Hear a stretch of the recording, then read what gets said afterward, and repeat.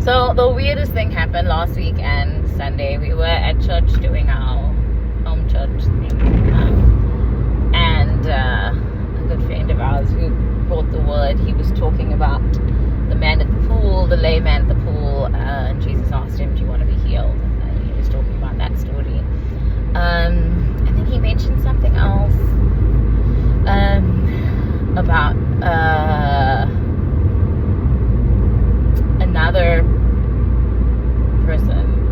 I can't remember who the person was. Anyway, the thing that I wanted to tell you was that, so Jody and I were listening to this message completely separately. Well, obviously, like we were sitting in the same vicinity, but different. And so we're going to the kitchen afterwards with one of the people who were there, and I say to her, look, this is what stood out for me. And I was like, isn't it just so interesting how there was the guy at the pool, and he was lame for 35 years, I think it was 38 years, and he was lame for all that time, and he could have gotten into the pool for all that time, and his answer was, no one was there to take me. And I was like, wait, where were your parents? I mean, you were lame your whole life. Like, where were the parents in this situation? Why was there no drive from them to do something? And of course, it's the Bible, so it's obviously for God's plan and God's purpose that he wasn't healed. But in that moment, I just thought to myself, well, okay, so the parents, they go back and they ask his parents what happened, and his parents are too scared to respond to the Pharisees, because they said, look, ask him yourself, because I don't know, like I wasn't there. All I know is that he was lame and now he's not. And I was like, well, the parents, like, really, for all that time, nothing. And I do understand that, the Bible does tell us that there's another scene where someone asks him, like, Lord, why is this person sick or whatever?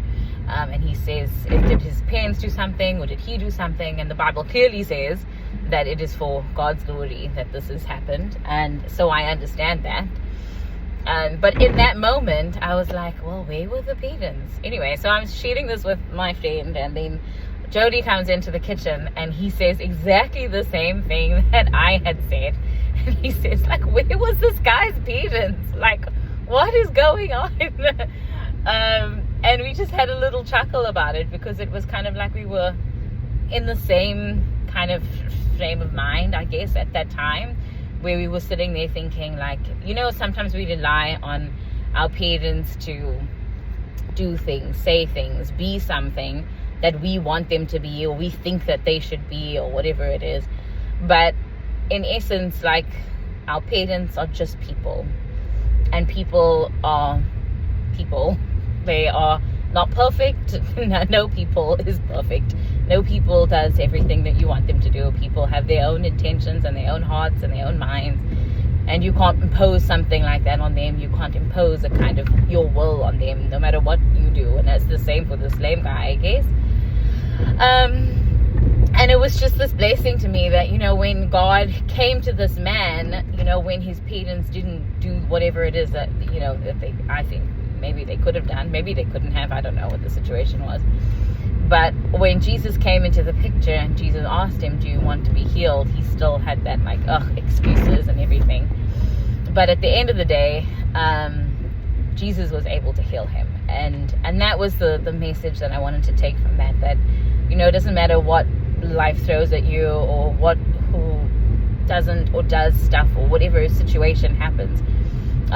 When even the people closest to you are not always doing the things that you maybe thought that they would be doing or should be doing, or whatever it is, then Jesus steps in and he says, you don't need to worry about this, because I'm there.